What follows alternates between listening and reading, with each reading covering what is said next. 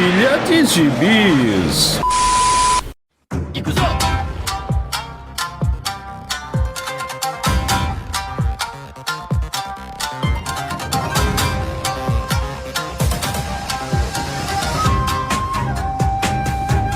E aí, jagunçada, bem-vindos a mais uma edição do Pilha de Bis, o seu podcast semanal do site Arte Final.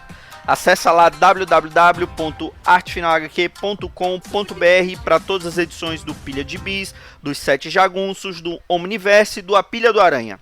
Nós estamos em todas as redes sociais, é só procurar por @artefinalhq no Twitter, no Instagram e no YouTube. E nós estamos também no Deezer, no Spotify, no iTunes, no Google Podcasts e no seu agregador de podcast favorito. Procura lá que todos os nossos episódios estarão disponíveis para você. Eu sou o Marcos e aqui comigo hoje estão Maurício Dantas. Que há, senpai? E Dãozinho. Sayonara. Sayonara, e já tá se despedindo, nem começou, já se despede, Dãozinho? Na verdade é bom dia em japonês. É o japonês Guarani Kaiowá dele.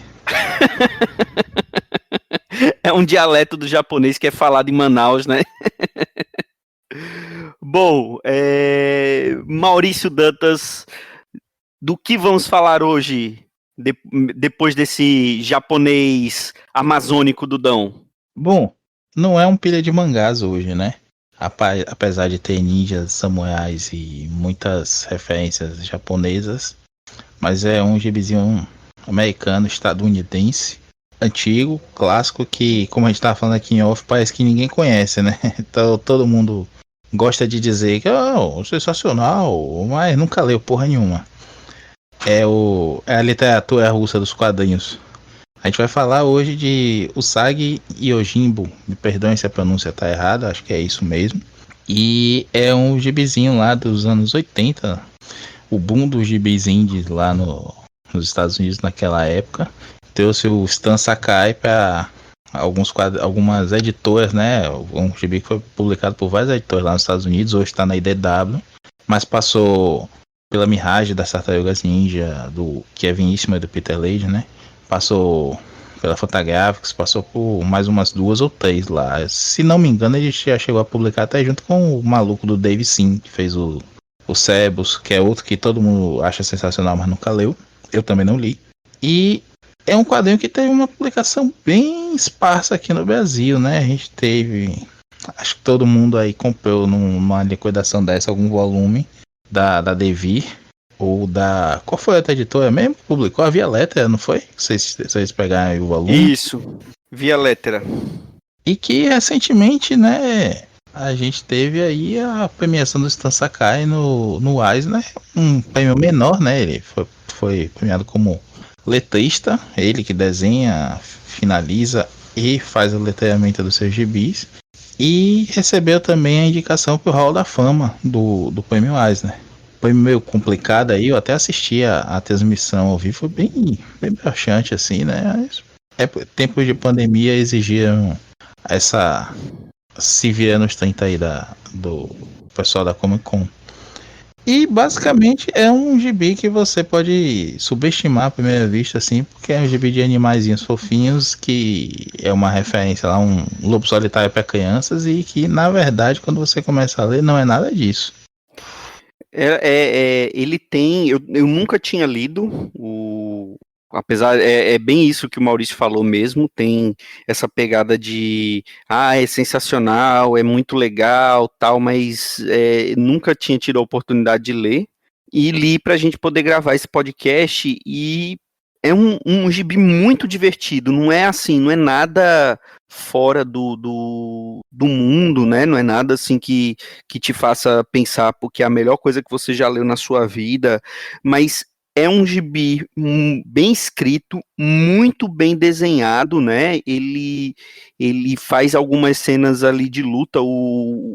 A gente tem que, para quem não conhece, a gente tem que falar, o Usagi, ele é um Ronin, né? Na verdade, ele é um Yojimbo, né? Ele que é explicado que ele é um guarda-costas, né? O mestre dele acabou morrendo e ele se torna um Yojimbo, que é uma espécie de guarda-costas de aluguel. e ele é um coelho, né? Todos os personagens são animais antropomórficos, né? Então ele é um coelho samurai. E ele fica ali viajando pelo Japão feudal, essas histórias tanto da Devir como a Via Lettera, as histórias dele não são histórias longas, né? São histórias curtas. Não sei se chega a ter 20, 24 páginas, que é o formato do quadrinho americano, mas normalmente são histórias fechadas, né? Em algumas dessas histórias está cheio ali de referência, cheio de um toque ou outro, seja referenciando quadrinhos, seja referenciando, obviamente, alguma coisa da cultura japonesa, né, daquele Japão feudal, e em alguns momentos lembra muito aquela coisa do lobo solitário, de honra, né, as lutas de espada, que ele é um excelente espadachim, né, e as aventuras que ele acaba se metendo por alugar a espada dele para ser um guarda-costas, né? E eu me surpreendi com quanto é legal esse gibi.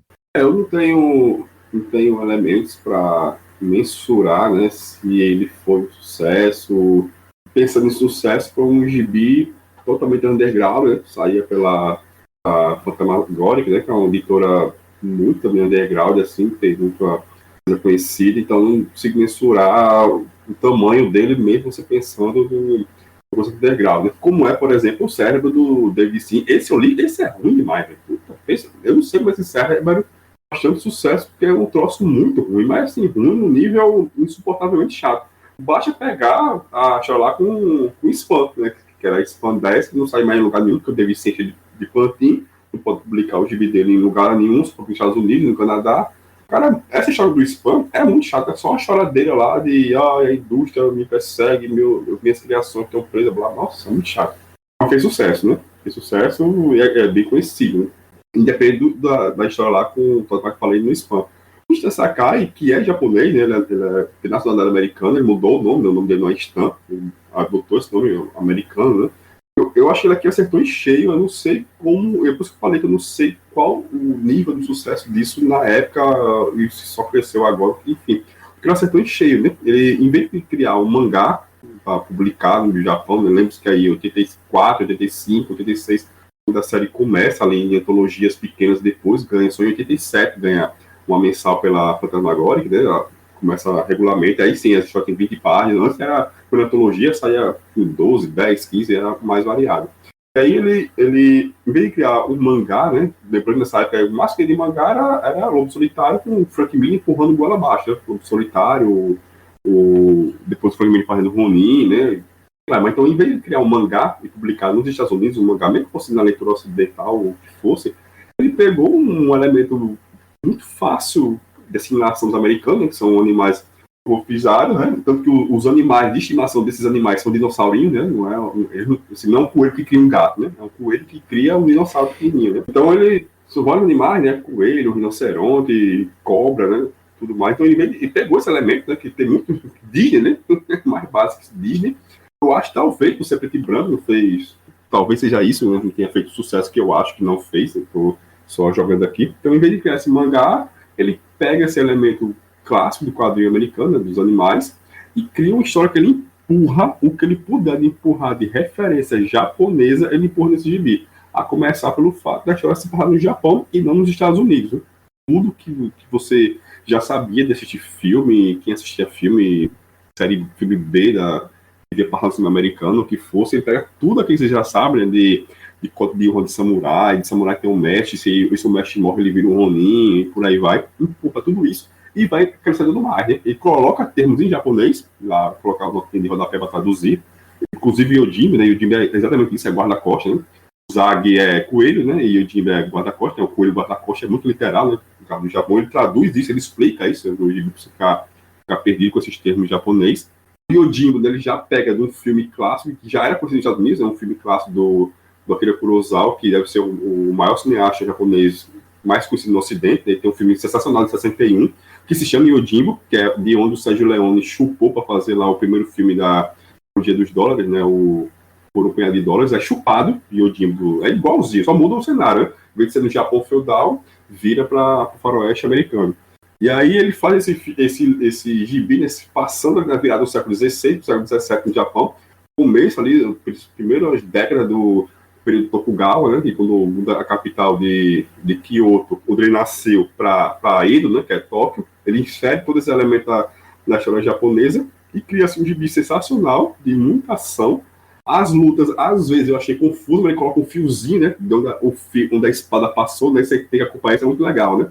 Ele coloca um tracinho e mostra o caminho que a espada fez, né? E ele faz aqueles embates clássicos de samurai, né? Que o cara só corre e passa um pelo outro e um cai, né? Morto depois, né? Tem isso também, mas ele, quando tá lutando, ele coloca lá assim, um fiozinho pra você seguir quando a espada foi. Ele coloca o Yuzagi pra lutar com 300 animais, uma bagaceira de gente morrendo. E aí ele bota muito morto, então assim, tem morte, é violento, mas assim, ele coloca morte e não fica explícito, né? Ele não mostra lá o cara rasgando o outro, mostra lá o cara com um xizinho no olho, caindo, a caveirinha em si saindo, então ele tenta ficar nessa sombra, né, entre uma coisa muito infantil e uma coisa muito adulta, né, nem tão infantil, nem tão adulto demais, né, muito violento, ele consegue temperar muito bem isso. Né?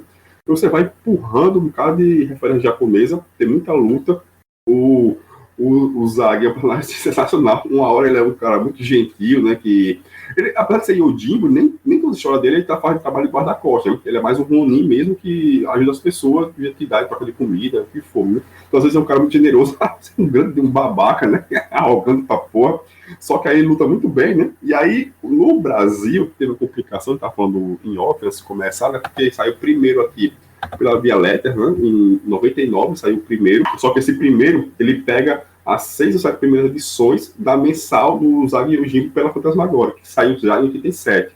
O volume 2 da Via Letter, que saiu um ano depois, em 2000, ele pega as primeiras edições que saíram nas coletâneas. E aí como o Marquinhos falou, são histórias fechadas, mas ele vai inserindo coisas que acontecem na história, então o que acontece nas coletâneas vai respingar na mensal, então tá invertido, sabe? Isso não atrapalha a leitura, em momento algum, mas mais rico quando você lê o segundo volume, que a gente está focando aqui, né? Que é o Ronin, que saiu pela Via Letra, né? Então, tem histórias fechadas, curtinhas, que mostram algumas coisas que aparecem no primeiro volume da Via Letra, né? Que pega a mensal e o Zag Yojimbo. E aí, nessa mensal, é que ele conta como foi que ele virou um samurai, né? Que ele era filho do magistrado da aldeia dele, e tinha um colega lá que não era muito colega dele, era um amigo meu rival, eles eram apaixonados pela mesma mulher. E aí ele sai, né, para treinar, que é ser um samurai. E aí o amigo vai para uma escola famosa e ele termina lá se encontrando com um leão, um samurai que é um leão, que é meio renegado, sabe? Ele sozinho, que tem seu próprio estilo, e que vai treinar, ele aceita treiná-lo, desde que ele faça lá um exercício X, e aí aceita treiná-lo e tem todo aquele treinamento, sabe, bem, nada convencional, né, de correr, de montanha, e o cara é um espadachim fantástico, e transforma o Zag Yojimbo num espadachim fantástico. E aí ele vai competir com uma coisa bem Daniel San, né, bem Karate Kid, ele vai competir num campeonato de samurais, né, contra várias escolas, né, tem lá a Cobra Kai também fuderosa, né, Malzona, ele vence, né, a Cobra Kai. Então o prêmio, em vez de ser um troféu gigantão, era pro cara virar um samurai de um daimyo, né, o daimyo que é o senhor feudal do Japão, e aí daí pra frente segue as histórias dele na mensal. Esse volume que a gente leu aqui, né, que a gente combinou de ler principalmente, o Maurício acho que leu mais do que isso, que foi o Ronin, ele tem, assim, algumas histórias, assim, que são muito divertidas, né, tem aquela história do caçador de recompensa, né, que ele encontra esse rinoceronte que acaba contratando ele fala, não, mas eu não sou um caçador de recompensas, ele, não, mas você não precisa ser um caçador de recompensas, eu estou te contratando para você ser o meu guarda-costas. E aí ele acaba sendo convencido e o bendito do rinoceronte caçador de recompensa fica enganando ele, paga o que deve, mas deixa lá a dívida para ele, né, a dívida lá da taberna para ele pagar, e depois ele acaba encontrando com esse mesmo caçador de recompensas mais na frente, aí isso se inverte, tem a história lá do porco cego, que também é um espadachim muito bom, que aparentemente também vai criar coisas pro futuro, né? Vai aparecer novamente lá no futuro. E aquela última história que é a que tem nesse volume da Via Lettera, que é a da torre, que é quando ele acaba sendo adotado por um desses bichinhos de estimação, um desses animais que são retratados na história, que é uma espécie de um dinossauro em miniatura, né? E que também é muito divertida. Essa daí já não tem tanta violência, ela já é mais marcada pelo humor. E a maioria das histórias são assim, né? Como o Dão falou, tem história muito violenta, mas que não tem sangue, não tem tanta coisa assim, mas tem a luta, tem ele decepando os inimigos, aparece os inimigos mortos, tal, mas é uma violência que ela é quase como uma violência de desenho animado, né? Não é nada muito gráfico, mas que é um desenho animado ali do Pica-Pau, do Pernalonga, esse tipo de violência, né, Maurício? Eu gostei muito disso, da narrativa dele. Eu vou fazer só um parêntese aqui, reforçando o que o Dan falou, de como ele apresenta essas coisas que pra gente hoje já estão bem conhecidas, né? O samurai, aqueles POCDs, né? De se apresentar, de lutar e ter que falar e tudo mais. Ele faz isso tudo, mas é de uma forma tão didática que não parece que ele tá te explicando, né? Você entra na história, aquilo, ele não vai parar para explicar, ó, isso é um samurai tem que ser um servo, assim, assado, não. Ele coloca isso no meio da história e caminha com tudo, de forma que você entende, beleza. Eu acho que não só a gente já viu milhões de coisas de animes, de mangás e filmes e tudo mais, seja americanos, seja japoneses mesmo, mas mesmo para aquela época que não havia essa popularização, como o Dan pontuou bem, né? Essa coisa do mangá entrou muito mais na cultura ocidental nessa época aí que o Frank Miller descobriu Lobo Solitário na liberdade lá deles, né? E surtou com aquilo. Acho que até o Larry Hama que conta que ele chegou com umas edições lá na Marvel em japonês, né? Disse assim, mas o que é que ele tá dizendo aqui, Larry? O que é que para traduzir, para explicar? Porque o que chamava a atenção nele foi a estética, né? O visual, a narrativa, sem você conseguir entender a luta toda sem ler os balões dizendo, e agora fulano faz isso, ou vou te matar agora. Enfim, deu uma limpada ali na narrativa americana, né? Usar menos texto, menos aquela coisa do mostrar e contar, ou mostra ou conta. E recapitulando aqui, o Stan Sakai faz uma narrativa muito limpa mesmo, Marcos. É legal você ver essas primeiras histórias, assim, bem do comecinho, porque você vê nos primeiros capítulos, você não vê essa coisa do movimento da espada. Quando você chega lá no meio do volume, você já tem esse tracinho que o Dan falou, né, para indicar o movimento da espada. Ele já é mais expressivo no meio pro final desse primeiro volume. O Stan Sakai foi refinando mesmo o traço. Eu comparo com a mensal, tá saindo pela IDW agora, e é colorida, inclusive, né? Tá saindo tanto a republicação dos antigos, essa história que o Dão contou aí dele treinando com o leão e tudo mais, tá saindo agora na Color Classics, que é mais ou menos o mesmo formato que a IDW publicou o comecinho das Tartarugas Ninja, que é o volume que a Pipoca aqui publicou aqui, só que em preto e branco. A Pipoca aqui pegou as capas coloridas do Color Classics e colocou na edição preto e branco deles.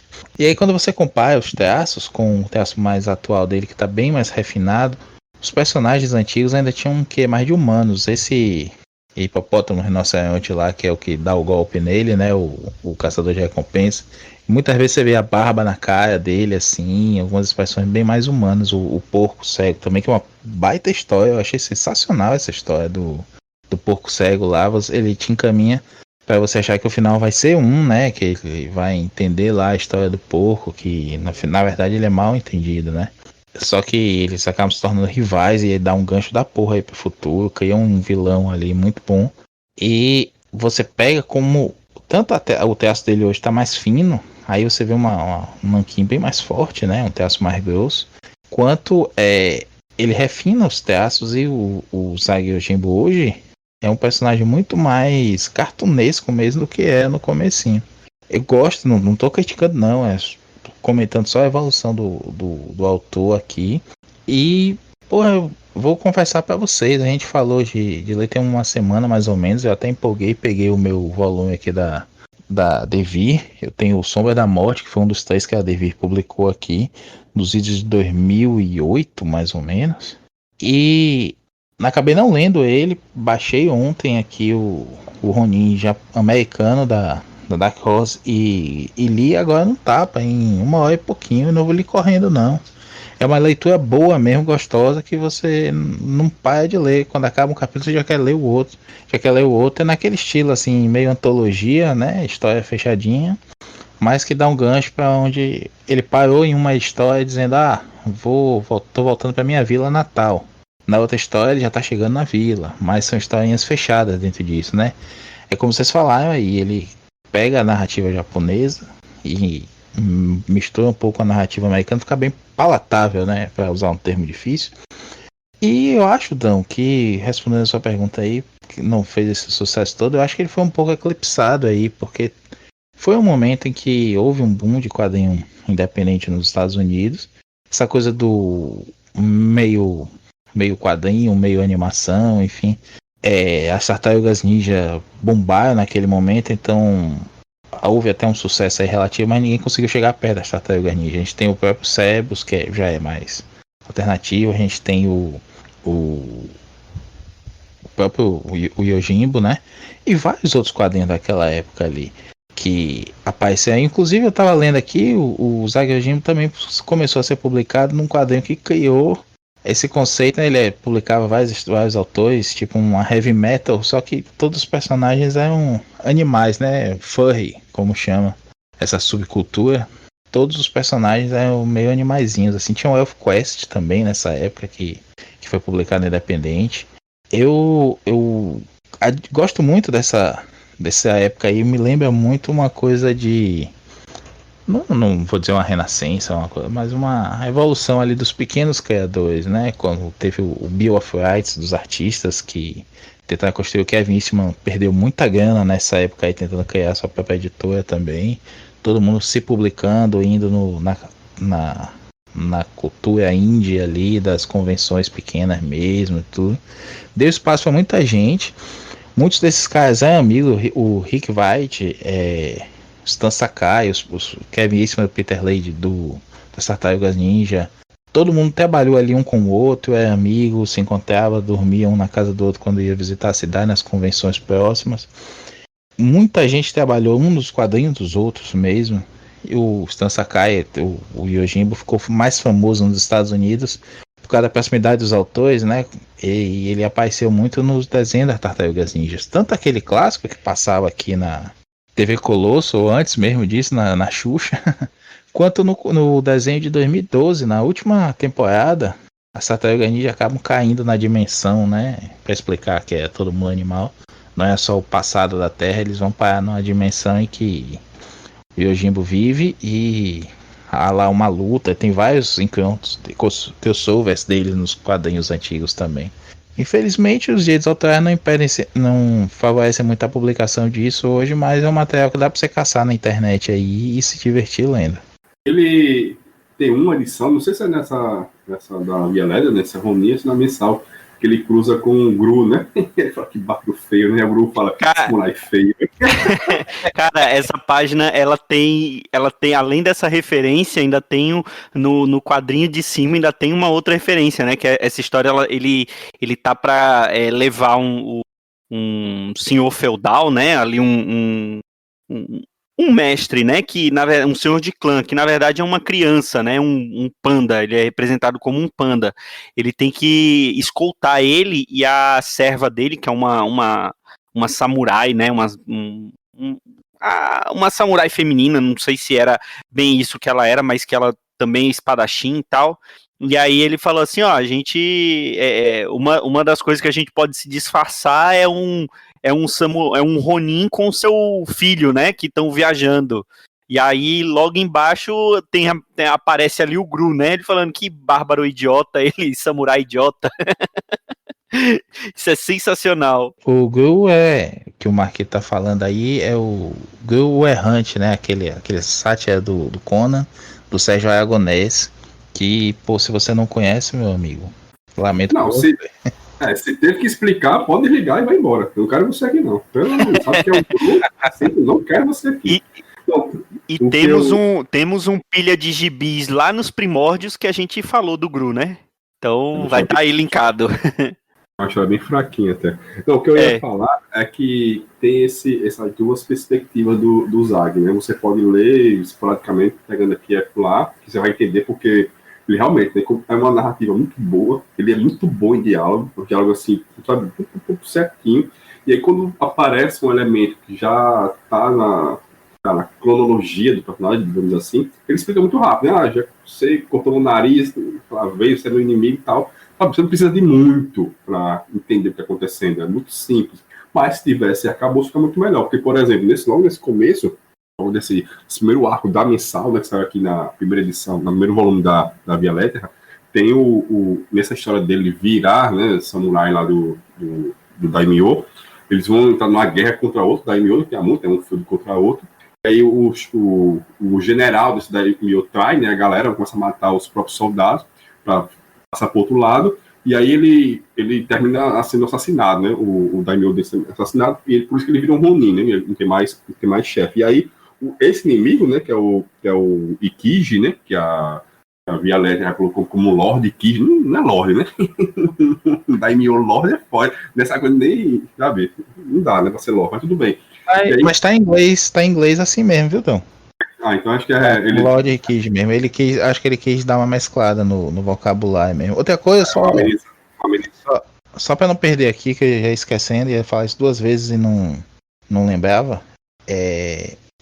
Eles colocaram na Violeta em nota de rodapé as traduções, né? Mas na versão americana, que foi o scan que eu peguei aqui, ela tá no balão mesmo, assim, tá entre colchetezinho, né? Eu sou um Yojimbo, aí entre colchetezinho tem assim, guarda-costa, no meio do balão mesmo. uma opção. Mas o que eu estava dizendo é que nessa história do Lord Ikiji, né, que ele existe uma história maior também nesse começo dele. Então você acompanha essa história maior, que é uma história muito boa também de intriga, de traição e tudo mais. Então é uma história muito boa, mas que você não precisa dela para se divertir ali, para, sei lá, edição 7, eu vou ler que edição 7 me divertir. Você consegue entender, ele consegue ficar muito autocontido, mesmo com uma história gigante por trás, né? Uma hora ele esquece a história gigante, outra hora ele insere uma pitadinha em nada, outra hora ele embarca nela de vez. Mas, seja qual for a opção, você vai ficar muito bem situado. Então não tem pra onde correr. Então a diversão é muito boa. Então, desenho assim, eu gosto muito do traço dele, não vi esse traço mais recente que você falou, né, mais cartunesco. Gosto muito desse traço dele, acho muito, muito elegante, muito bonito. Me parece que ele desenha muito rápido, posso estar falando uma bobagem, mas que sempre fica essa impressão que ele faz isso muito rápido, né? Um desenho é simples, mas não é simplório, né? Então, os diálogos muito bons, uma história muito boa. Eu, como gosto da temática, eu fico viajando aqui, mas quem não gosta, quem não é familiarizado e tal, vai se divertir do mesmo jeito. Então, eu acho até, por isso que eu penso que não fez tanto sucesso, porque demorou muito para sair uma animação disso, né? Dá 25 anos para... Não, 25 não, né? Quase 30 anos para fazer uma animação desse negócio, que já tá pronto para ser animado, não tem o que fazer. Você pegar isso aqui, você anima e joga só cor aqui dentro e o negócio tá pronto, sabe? Ele é muito cinematográfico a história dele também. Então você só tem que fazer aqui, inserir mais elementos para caber ali, sei lá, seus 20 minutos de animação, né? Mas muito pronto para ser filmado, muito, muito redondinho o negócio. Então eu realmente não entendo essa demora toda. Então eu espero que agora com essa animação da Netflix, o negócio deslanche, né? E quem sabe saia aqui de novo, porque o último saiu, esse da David você falou, né? 2008, 2007, 2008, o último foi 2012. E já é outras edições mais para frente e tal. Então, esse da Via Lettera eu nunca vi em sebo, nunca procurei, mas também nunca vi. Não tem como você passar em branco. O da Devi, sequer sabia que ia sair daqui pela Devi. Nunca nem. A esposa da Devi ficou muito voada para mim, então nem sabia disso. Mas é altamente recomendado. Além da referência clássica que a gente tem aí ao um lobo solitário, né? Na coisa do Ronin que vai viajando ali, vai se metendo nas coisas. Tem umas histórias que foram cortadas dessa edição brasileira, né? A gente conversando em off aqui antes de gravar. A edição brasileira da Via Lettera tem 6 capítulos. Essa americana que eu li tem 10. Por outro lado, 6 ou 7. São 7. Por outro lado, na que você lê aí tem essa última da Torre que eu não li, não tem nesse volume aqui. Eles realmente fizeram um apanhado aí, abaiusar a coisa e cortar algumas histórias, como o Marcos falou, né? E no final do Caçador de Recompensa do Espadachim Cego, ele fala que tá indo pra casa, aí corta, vai pra segunda do Caçador de Recompensa e não aparece a casa. Nessa americana tem a casa, ele chegando em casa lá, reencontrando esse rival dele que o Dão falou, né? Que tá casado com a menina que eles dois gostavam, tem o filho, o Zag acaba salvando o menino sem saber quem é, depois ajuda a proteger a vila, mostra que o pai também, a morte do pai tem a ver com esse Lorde Hijiki, sei lá, Kanjika. E, pô, é isso, sabe? Não é simplório, não. A história é simples no desenrolar, mas tem muita coisa ali. Tem uma cronologia toda amarradinha ali. Uma vida pregressa dele que vai sendo contada aos poucos, que vai acrescentando a história. E tudo se encaixa muito bem. Talvez não dê um episódio de 20 minutos, não, mas sabe aquele Guerras Clônicas antigo do Tartakovsky que passava na Cartoon? Tinha episódios curtinhos de 5, 10 minutos. Dá pra fazer um negócio assim, sabe? O problema é a gente tá muito preso à fórmula, né? São 20 episódios de 25 minutos e bota uma barriga aí pra poder pra encher a cota. E prejudica a própria obra. Eu acho que fazer uma coisa mais próxima do Tartakovsky, que me lembra também muito um Samurai Jack, né? Que é mais novo do que o Yojimbo, obviamente. Era mas o que eu ia falar do Samurai. Eu ia falar do Samurai Jack, né? Que eu também é um desenho que eu nunca assisti todo e que todo mundo fala muito bem, né? Ah, muito legal. O Samurai Jack é sensacional. Inclusive a última temporada, né? Que fecha toda a história, saiu em quadrinhos também pela IDW. IDW tem essa coisa de pegar essas propriedades que tem muito potencial, que tem fãs enfim, gente comprometida com a produção e fazer coisas legais. Não à toa a IDW tem mais Eisner do que a Marvel e a DC, hein? Olha aí, olha aí. E desse volume de Ronin, que foi o que a gente falou mais, qual foi a tua historinha favorita, Odão? A preferida fácil é a do Porquinho Cego, não tem pra onde correr, né? Eu acho que a referência àquele série de filme japonês do Zaitoshi, né? Que é o Samurai Cego. Essa da torre, ela tá tão deslocada nesse encadernado, porque ela já é muito, assim, não muito na frente, né, mas da mensal mesmo, do Zage, ela já é muito depois do primeiro arco, né? Então, o primeiro arco ele explica que ele virou samurai, que são 6 ou 7 edições, ela acontece depois disso, então tá muito jogado aí da torre. E ela já tem meio bobinha, assim, mas a melhor mesmo é a do Porquinho, porque ela é muito profunda e ao mesmo tempo muito fácil de assimilação, né? Muito simples. O jeito que ele finaliza, né? Foi aquilo que o Maurício falou. Você imagina que a história vai para um lado, mas aí no final ela vai para outro lado, porque tem a questão lá da honra do Yojimbo, ele meio que não quer ouvir, né? Ele quer fazer justiça, né? Que ele imagina que seja justiça. E a maneira que ele pensa em fazer isso é uma maneira que a princípio a gente acha que foi bem cruel, né, para uma pessoa que já está cega, então você acaba piorando ainda mais ali a qualidade de vida dele para poder levar ele para a justiça e que no final ele consegue ele consegue consegue reverter isso de uma maneira até engraçada, né, mas que realmente é uma história bem profunda que você entende, você vê de um jeito e acaba de outro, né, Maurício? Não vou me repetir não, mas é isso mesmo, pô. É divertida, é forte assim na mensagem, né? O cara não é um vilão, ele é mal interpretado ali. Ele sofria bullying por ser cego, a galera sacaneava ele muito. Ele aprende os caminhos da espada, como ele fala, para se defender. Só que aí as pessoas começam a atacá-lo porque ele é um cara forte e que vai reagir. Aí ele ganha uma fama de vilão. E ele tem que se defender agora porque ele tem a fama de vilão. Ele passou, né? Ele não deixou de ser perseguido, mas deixou de ter a fama de perseguido para ser um perseguidor. E aí desavisados, como o próprio Sag, acabam se metendo no caminho dele para fazer justiça, quando na verdade ele é o maior injustiçado. É muito bacana essa virada, assim.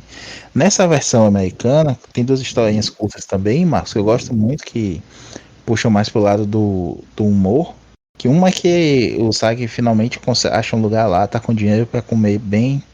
E aí chega uma galera tocando terror, né? Quer beber saquê, quer encher a cara, quer fazer isso e aquilo. E bate no garçom, bate no gerente do estabelecimento, joga pra fora os outros clientes. Aí quando vai incomodar ele só saca a espada, dá um monte de golpe no ar, diz assim, ele tá bêbado, ele não acertou ninguém e tudo mais. Só que os caras estavam sujos, tinha um monte de mosca em volta deles, né? E o Sag vai e corta todas as moscas no meio. Uma ele corta em 3, inclusive. Aí os caras saem correndo por causa disso. Aí ele finalmente consegue ter o, o almoço dele. Outro que ele acaba se metendo lá pra salvar umas pessoas, mas não salva ninguém, morre todo mundo. Ele fica só um cavalo. Ele, não consegui recompensa pra salvar ninguém, mas vou vender esse cavalo.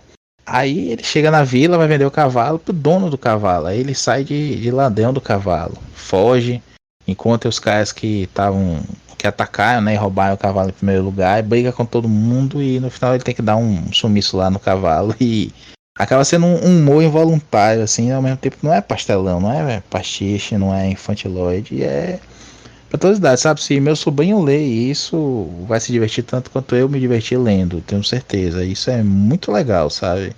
Não digo pra você que tem uma profundidade para de um Bone. Eu vi gente comparando ao Bone, apesar dos autores serem contemporâneos, as obras não são. Mas Bone tem um projeto maior por trás, tem toda uma história, um arco ali grande. Mas é divertidíssimo. Dá pra comparar com Tartaruga Ninja, com quem se encontrar lá, que a gente já falou. E pô, se você for ler só um pedacinho, ou se você começar a ler do começo e seguir, ambas as formas são válidas, você vai se divertir tanto quanto. Bom, então eu acho que é isso, né? Vocês. A última edição que saiu aqui foi da Devir, foi em 2012, então já tem um bom tempo que isso saiu por aqui.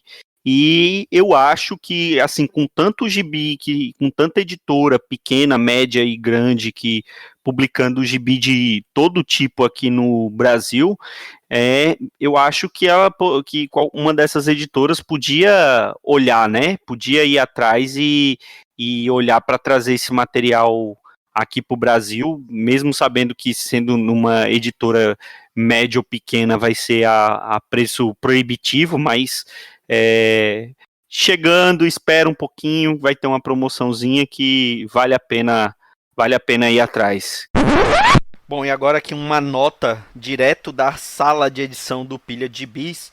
Obviamente, como você percebeu, esse episódio foi gravado já há algum tempinho, né? Foi gravado, na verdade, na época do anúncio da série animada, que foi lançada pela Netflix agora recentemente, e antes também do anúncio da editora Hyperion Comics da publicação dos volumes de Usagi Yojimbo, né? Até agora, até a data de publicação desse podcast, eles já publicaram 2 volumes dessas edições, cujos links estão aí no post. Agora vamos voltar para o finalzinho do podcast. O que você acha, Dan? Você acha que isso merece voltar ao Brasil? Acho que com certeza.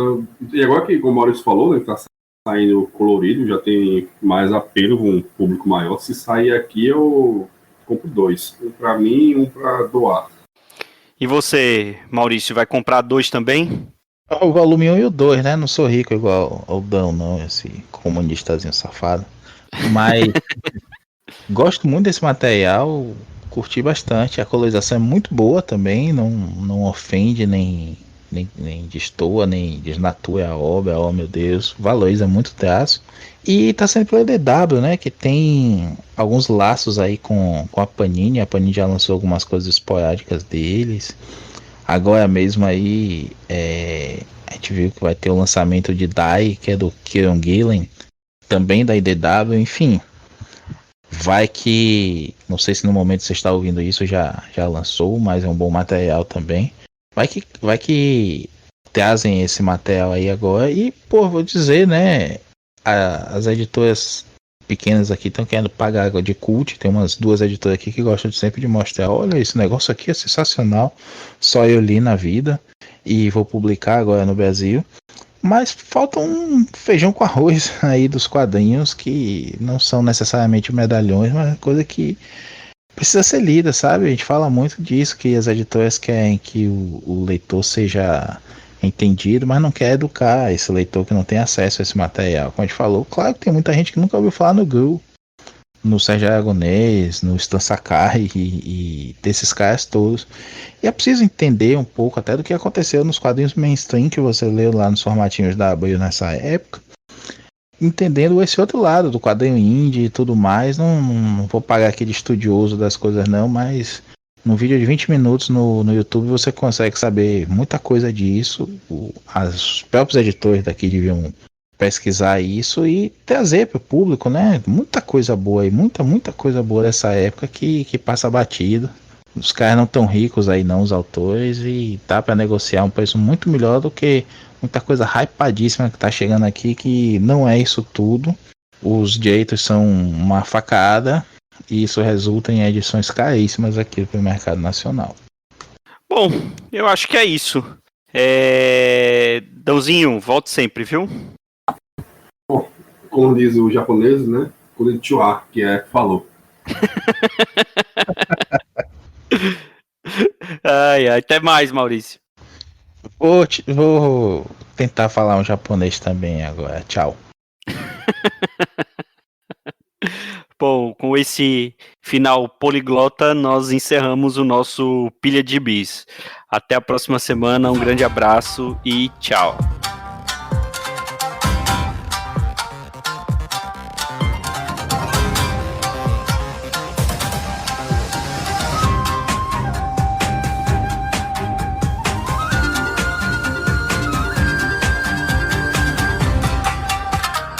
Esse foi o Pilha de Gibis, mais um podcast com o selo dos cabras de qualidade do Arte Final. Gostou do que ouviu aqui? Compartilhe e acesse o site, tem muito mais conteúdo de qualidade esperando por você.